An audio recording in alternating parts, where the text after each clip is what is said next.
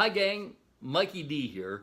And if I were king, I would lock up all the power brokers who call global warming a hoax, put them in a tank, and start filling it with water and watch as it starts to cover their waterlogged heads so I could hear them scream, "We've got to do something about this."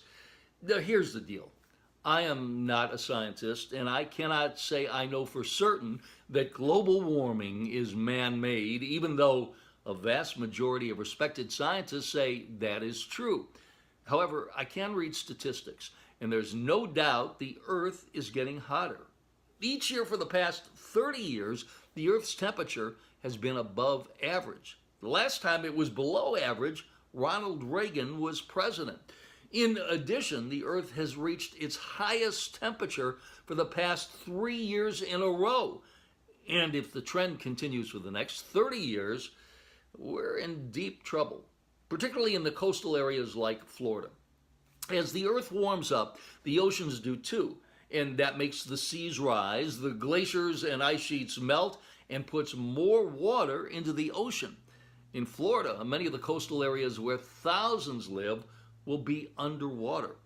Scientists say it also creates more diverse weather patterns.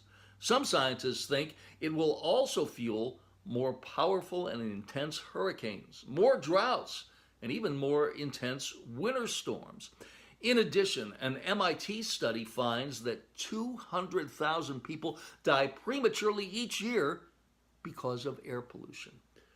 In canceling the Paris Accord, President Trump and his EPA Secretary Scott Pruitt say they are following the will of the American people. Talk about fake news. 70% of Americans believe not only is global warming real, but also we must do something about it.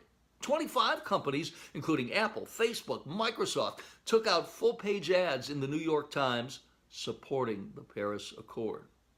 Major companies, including GE, Shell Oil, and ExxonMobil, said they support the Paris Accord, and leaving it will hurt the planet and the United States standing in the world. It seems like the president and his EPA director, or denier, are more interested in giving the world the finger than dealing with the problem that appears to be affecting everyone on the planet.